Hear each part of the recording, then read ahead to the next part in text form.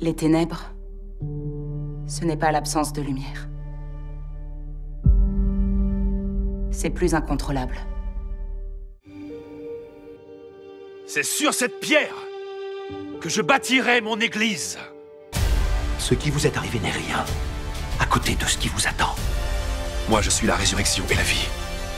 Celui qui croit en moi, même s'il meurt, vivra. Lazare! Lève-toi et sors! Homme de douleur. Habitué à la souffrance. Bonsoir, bonsoir et bienvenue pour découvrir ce nouvel épisode de The Chosen. Salut Dany, comment tu vas? Salut Sabrina, bah ouais, ça va très bien, en pleine forme. Et toi? Complètement, hein, franchement, ça a été quelques semaines assez riches. On a été bénis. Il y a eu Pâques déjà. Ça a été de ton côté? Tu as passé de belles fêtes? Ouais, bah bien sûr. En famille, c'était super. Franchement, j'ai pas récolté d'œufs, mais on était dans la présence de Dieu. Et ça, c'est le principal. Qu'est-ce que j'ai envie de te dire? C'est le principal. J'espère que vous aussi, vous avez passé de belles fêtes. N'hésitez pas à nous écrire dans le chat pour nous dire comment ça s'est passé. Et c'est vrai qu'on est ravis de vous retrouver en ce dernier vendredi du mois pour découvrir l'épisode 3 de la saison 4. Est-ce que vous avez préparé le popcorn? Parce que c'est un épisode palpitant, plein de suspense et de rebondissements. N'est-ce pas, Dany? Ah, c'est clair. Il va y avoir des choses dans cet épisode. On a tous hâte de le voir ensemble. C'est super, c'est clair. Alors, bien entendu, pour des questions de droit, l'épisode ne pourra pas rester trop longtemps sur la plateforme YouTube, mais on reste connecté sur l'application, sur le site thechosen.fr où là, on a accès justement à tous les épisodes. Alors, on va peut-être, comme d'habitude, laisser le frère Paul Adrien nous introduire cet épisode. C'est notre il nous propose à chaque fois des super petits décryptages et ça nous permet d'un peu rentrer dans le vif du sujet. On fait ça? C'est parti, Dany? Allez, go. Hâte de le voir.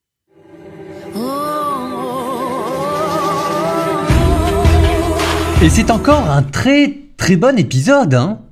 The Chosen, série 4, épisode 3. Un épisode extrêmement réussi qui se mérite un petit peu parce que cette émeute, il faut rentrer vraiment dedans. Mais quand même.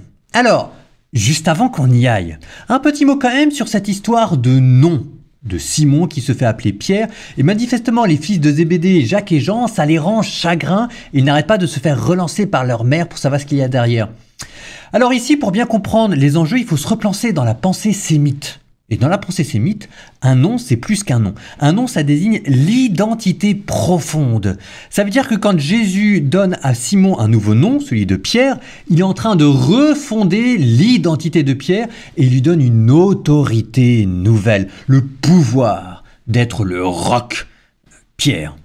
Voilà, et vous avez de ça, hein, derrière cette histoire de nom de Simon-Pierre, et on comprend mieux la jalousie des fils de Zébédée, même si eux aussi ont vu leur nom changer. Mais ça nous ramène un petit peu en arrière, quand Jésus les appelait le fils du tonnerre. Sauf que là, c'était ironique, alors que là, c'est vraiment sérieux. Bon, on en vient à cette émeute, qui permet de comprendre comment est-ce que cet épisode est construit, avec une histoire de deuil au début, et encore qui lui répond une histoire de mort à la fin, et entre les deux, une longue montée en puissance. Cette émeute, j'ai dit qu'elle se méritait parce qu'il faut rentrer dedans. Et il y a quelque chose d'un peu artificiel dedans. Alors artificiel au sens de l'évangile ne nous en parle pas. Donc elle a été construite pour les besoins de la cause, pour les besoins narratifs de la saison. Donc il y a quelques petits déplacements entre ce que dit l'évangile et puis ce qu'on vous voyez là dans la série The Chosen. Donc c'est toujours bien d'être attentif pour mieux comprendre les enjeux théologiques et pour nous spirituels derrière. Donc dans les petites différences et de 1, là vous avez un aveugle-né et dans les évangiles, cette histoire d'aveugle-né, ça se passe à Jérusalem. Ce qui lui donne une solennité supplémentaire, hein, parce que les altercations avec les pharisiens de Jérusalem, j'aime beaucoup Capharnaüm, mais c'est autre chose que les pharisiens de Capharnaüm. Hein. Bon, dans les petits déplacements aussi, cet épisode-là, dans les évangiles, c'est les évangiles selon Saint Jean. Alors que là, vous voyez Matthieu qui est en train d'écrire. Alors non, c'est dans Saint Jean. Alors, parenthèse dans la parenthèse, mais quand même, comme c'est un jour du sabbat, que Jésus fait son guérison, c'est d'ailleurs tout le point, hein. Bah normalement, Matthieu n'écrit pas. Parce que écrire pour un scribe, c'est travailler. Bon, donc là, je râle peut-être, mais il y a toujours un rapport un peu trop littéral entre Dieu d'un côté, Jésus, et puis Matthieu qui écrit, alors que là en plus c'est dans Saint Jean, et en plus c'est un jour de sabbat, et puis normalement c'était de la tradition orale, etc., etc. Enfin bon, bref, je ferme la parenthèse, c'est pas très grave. Et 3, Quintus, qui à la fin tue un manifestant, une manifestante. Alors, je comprends que pour les besoins de la cause et du scénario, il y avait besoin de faire chuter Quintus, que moi personnellement j'aimais beaucoup, donc je vais le regretter, mais ok, mais vous sentez bien que un homme de cette stature-là, un Romain, c'est pas lui qui va se retrouver au milieu d'une foule avec un glaive en train de tuer quelqu'un qui a pas armé garde. Ça marche pas. Bon, ça c'est les petits déplacements, ça permet de mieux comprendre. Maintenant, revenons dans les grands enjeux. Alors, dans les choses intéressantes au niveau spirituel, au niveau théologique, parce que vraiment ça vous fait mieux comprendre qui était Jésus. Et qui est très bien rendu dans la série The Chosen là. C'est que de la part de Jésus, on n'est pas loin de la provocation gratuite envers les pharisiens. Parce que, bon, des récits de guérison dans les évangiles, il y en a plein. Jésus était considéré comme un des grands thaumaturges de son temps. Donc les gens venaient le voir tous les jours de la semaine, et puis Jésus guérissait tous les jours de la semaine. Mais ça, c'est quand les gens venaient le voir. Quand c'est Jésus qui est à l'initiative, quand c'est Jésus qui, motu proprio de son propre mouvement, va aller voir quelqu'un pour dire « je te guéris », dans Saint Jean, et je crois aussi que c'est comme ça dans Matthieu, c'est toujours un sabbat. Il le fait exprès. Alors ça vous rappelle que le sabbat, c'est l'œuvre de Dieu, c'est quand Dieu crée, c'est pas quand Dieu crée, pardon, c'est quand il n'y a plus que Dieu. C'est quand on est entièrement consacré à Dieu et que la guérison vous montre la souveraineté de Dieu sur le monde. Mais en même temps, il y a un petit côté, viens là que je t'asticote pour voir si tu vas réagir ou pas. Et les pharisiens, ça leur fait péter les plombs. C'était présent dans les évangiles et là, c'est rendu magnifiquement dans The Chosen. Ça, c'est vraiment très bien trouvé. Autre phrase très bien rendue, quand Jésus dit « Je ne suis pas venu apporter la paix, mais la division et le glaive ». Alors nous, on est habitués, on se dit tout de suite « Bah oui, mais ce qu'il est venu apporter, c'est les faux compromis, les fausses paix pour amener la vraie réconciliation ». Mais il faut imaginer que dans le contexte de l'époque, une phrase comme ça, mais c'était de la dynamite. Quand vous avez un peuple entier qui attend un messie révolutionnaire, dire une phrase comme ça, il ne faut pas s'étonner à la fin que ça vire tout de suite à l'émeute, mais tout de suite. Vous avez les Romains qui sont là, vous avez les pharisiens qui guettent tout le monde n'attend qu'une occasion de se soulever, et vous avez quelqu'un qui vous dit « je suis pas venu apporter la paix mais la division ». Ça part comme une étincelle dans une poudrière. Ça, on l'a oublié, et c'est magnifiquement rendu aussi dans The Chosen. Tout de suite, l'émeute. Alors maintenant, dans les choses qui sont très bien faites, pas au niveau de la Bible là directement, mais plutôt au niveau des personnages et de The Chosen, de la manière dont cette série est construite. Ce dialogue extraordinaire entre Atticus et Gaius. Gaius, on sent qu'il ne sait pas très bien quoi répondre parce que il y croit sans y croire, il n'ose pas prendre position, il veut simplement dire le moins possible pour laisser voir comment les choses se déroulaient. Et de l'autre côté, Atticus qui interprète ça comme Gaius essaye de se placer. Et avec cette phrase très très belle, Rome n'a jamais puni les ambitieux. Ce qui vous rappelle derrière l'idéal de méritocratie qu'il y avait dans Rome, et puis aussi peut-être le fait qu'on ne peut pas s'empêcher d'interpréter ce qu'on voit en face de nous en fonction de ce qu'on est. Peut-être que c'est parce que Atticus est ambitieux qu'il imagine que Gaius est ambitieux. Bon, ça nous ramène à nous-mêmes. On ne peut pas s'empêcher de déformer la réalité pour l'interpréter en fonction de notre œil à nous. Si ton œil est bon, la lumière qui est en toi sera bonne. Si ton œil est mauvais, la lumière qui est en toi sera ténèbre. Et si la lumière qui est en toi est ténèbre, quelle ténèbre, dira Jésus. Bon, alors après, vous avez aussi une chose qui est très bien faite, c'est la tension qui monte petit à petit. J'ai beaucoup aimé la manière dont vous avez la foule qui s'agglutine les uns après les autres, et comment est-ce que Jésus ne cherche pas à désescalader la situation, mais comment il en rajoute à chaque fois.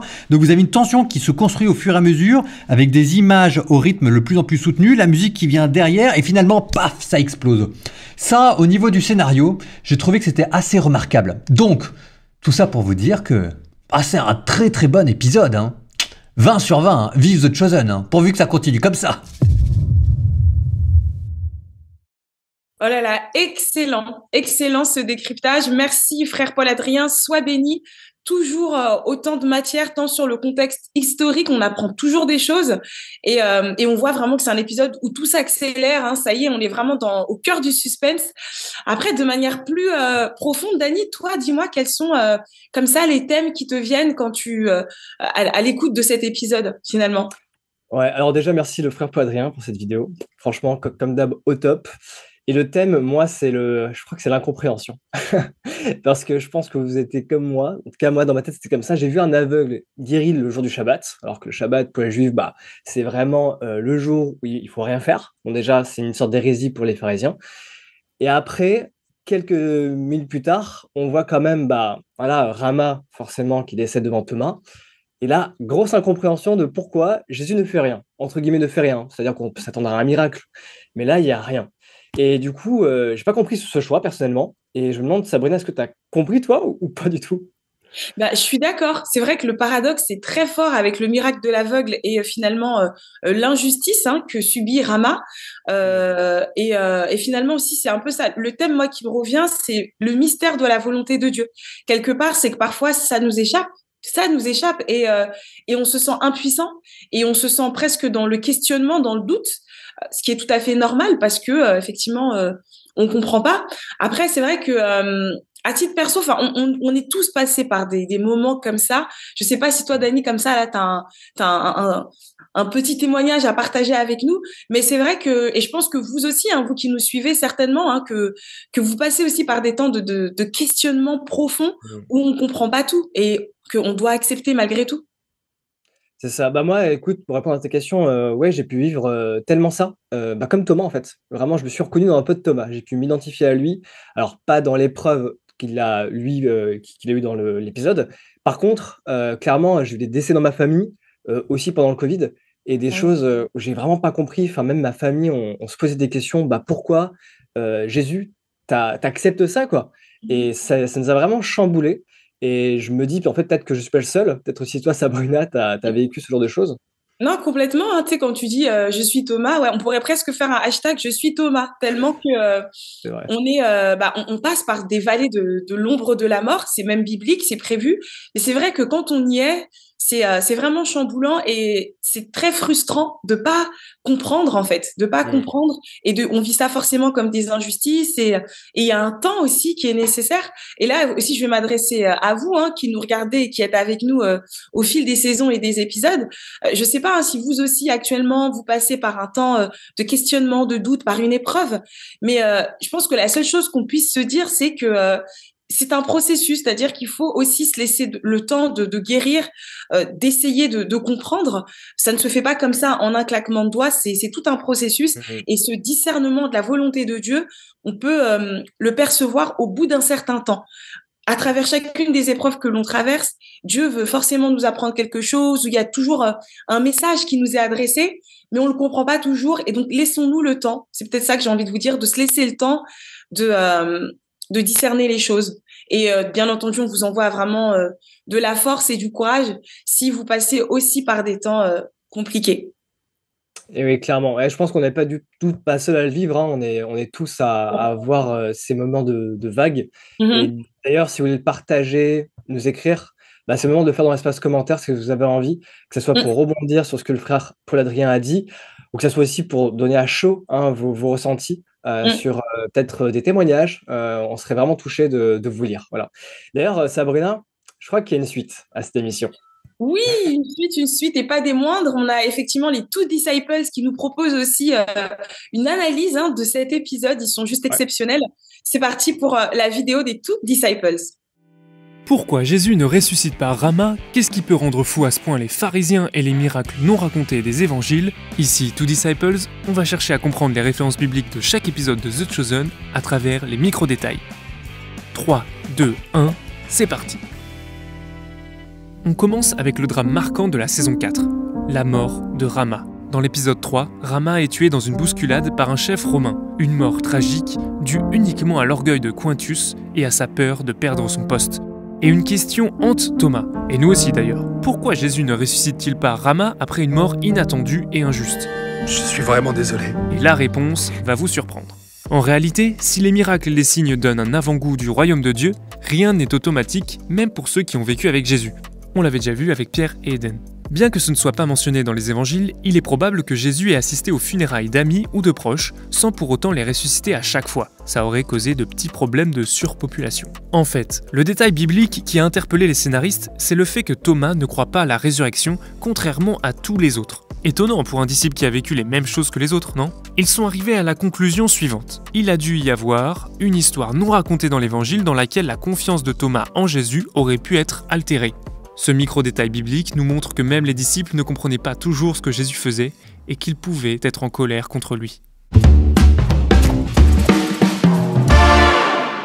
On continue avec la crise de nerfs des pharisiens. Vous, les pharisiens. Mais qu'est-ce que ça peut bien leur faire que Jésus guérisse un aveugle un jour de sabbat? Je vous explique. Dans la tradition juive, le Shabbat est un jour de repos, et la Mishnah, la loi juive traditionnelle, contient une liste précise des travaux qu'on ne peut pas effectuer pendant le Shabbat. Cette liste, c'est la Melaka. 39 activités de base sont interdites du vendredi au coucher du soleil jusqu'au samedi à l'apparition des étoiles. Et parmi ces activités, comme labourer ou coudre, on en trouve une aussi qui se rapproche de faire de la boue. Ne me demandez pas pourquoi. Jésus enfreint donc le Shabbat à ce titre selon les pharisiens, ce qui les rend furieux. Où as-tu trouvé de la boue alors que tu n'es pas censé faire des préparations curatives pendant Shabbat? Et c'est la raison pour laquelle Jésus les réprimande, en leur montrant leur hypocrisie en s'attachant autant aux détails. Mais l'explication va encore plus loin. Dans la Bava Basra, un autre traité de la joie juive que je n'ai peut-être pas très bien prononcé, on explique que la salive du premier-né d'une famille est miraculeuse. Quand Jésus utilise sa propre salive pour faire un miracle, il montre donc qu'il est fils premier-né de Dieu. Détail qui n'a pas échappé aux pharisiens et qui les rend encore une fois fous et jaloux. Apparemment, ce ne sont pas que les petits derniers, les chouchous. On termine cette vidéo par un détail important. Quelqu'un est-il en train d'écrire ça? Dans l'épisode 3 de la saison 4, Jean et Matthieu prennent leurs tablettes pour décrire la scène où un aveugle est guéri par Jésus. En effet, on retrouve des aveugles guéris à la fois dans Jean 9 et dans Matthieu 20, mais pas exactement dans le même contexte que ce que l'on voit dans cet épisode. En fait, Dallas Jenkins et les scénaristes ont pris des éléments de plusieurs guérisons à la fois pour créer cette scène. Est-ce une incohérence avec la Bible? Oui. Mais attendez un peu. Plusieurs fois, les évangélistes disent que Jésus guérissait des malades ou enseignait, et ils ne donnent pas plus de détails. Il est donc possible et probable que Jésus ait fait des guérisons telles qu'on peut le voir dans cet épisode. Pas la peine de crier au scandale. Retire les insultes que tu viens de dire. Oh non, Rabbi, ça ne fait que commencer. C'était les Two Disciples, retrouvez-nous sur notre chaîne YouTube. Dites-nous en commentaire quel micro-détail biblique vous avez repéré ou quel personnage vous aimez le plus dans cet épisode. Soyez bénis. Oh là là, toujours très précis, hein, les Two Disciples, avec même, ils arrivent à souligner des petites incohérences par rapport aux textes originaux, mais pour autant, on voit qu'il y a quand même une cohérence dans l'intention de réalisation de l'équipe de The Chosen, donc c'est super, en tout cas de le découvrir. J'étais pas au courant pour le jour de Shabbat, je savais pas du tout qu'il y avait toutes ces règles, donc j'ai bien aimé apprendre. De toute façon, on apprend toujours des choses hein, avec les Two Disciples, mais voilà, j'ai enrichi mes connaissances là. Et toi, Dani? Ouais, clairement, moi aussi. Ouais, déjà, un truc, j'aime beaucoup les jingles. Franchement, très bon jingle, les Two Disciples. Ça met le feu aux poudres. Et ouais, aussi, Shabbat, c'est vrai qu'il y a un truc qui m'a pété aux yeux, si je peux dire. C'est quand Jésus guérit de sa propre, avec sa salive, mais surtout en mettant dans la terre, et l'aveugle. Moi, je me suis dit, pourquoi pas, hein. Mais c'est vrai qu'en fait, dans les Écritures, c'est marqué, les pharisiens le disent aussi, mais c'est très subtil, que Jésus se glorifie, du coup, à travers cette action, hein. Déjà de guérir, mais aussi de comment il guérit. Et juste, je me dis, mais c'est ouf. En fait, on ne sait pas vraiment dans l'épisode, mais en tout cas, si on arrive un peu à comprendre le pourquoi du comment, on se dit, mais Jésus, il fait toutes les choses et ça a un but pourquoi il le fait. Et à travers ça, il montre vraiment que c'est le Fils de Dieu. Ouais, il y a un sens, effectivement, et là, il le souligne bien, en tout cas. C'est vrai qu'on ne faisait pas forcément attention, mais là, tout prend son sens. Clairement, ouais. Oh là là, merci les Two Disciples pour ces explications, ces précisions. Ça nous permet encore plus de s'approprier The Chosen et surtout Jésus, tout simplement. On le découvre au fil des épisodes et des vidéos. Alors Dani, je vais te laisser la parole pour la rubrique des ambassadeurs. Je crois savoir qu'il s'est passé beaucoup de choses là. T'as pas mal voyagé, si j'ai bien compris, n'est-ce pas? Bien entendu, tu m'as pas emmené avec toi. Quel dommage. Je suis presque jalouse, mais raconte-nous tout, on veut tout savoir et revivre ces expériences avec toi. Ouais, non, faut pas être jaloux parce qu'en fait, on vous embarque avec nous. C'est le but. On peut pas Génial. tous aller en voyage, hein, sinon on aurait budget, il serait éclaté. Là, le but, c'est juste de vous emmener avec nous. Et vous savez très bien que la saison 5 est passée, et aussi Pâques, donc il y a eu quand même 2 gros événements. Ça a été quand même dingue. Et aussi, il y a eu la sortie, la avant-première à Paris, mais également une sortie à Madrid. D'accord? On était allé avec Léa, l'une des représentantes de The Chosen, et c'était génial. Mais je vous en dis pas plus. On a une vidéo juste pour vous qu'on va lancer. Waouh, trop bien. Ouais. Mardi 25 mars, il est 18h30 et The Chosen est à Madrid. Et oui, ça y est, c'est l'avant-première de la saison 5. Il y a du monde, il y a un ciel bleu et au programme, des interviews avec des acteurs et une ambiance de folie.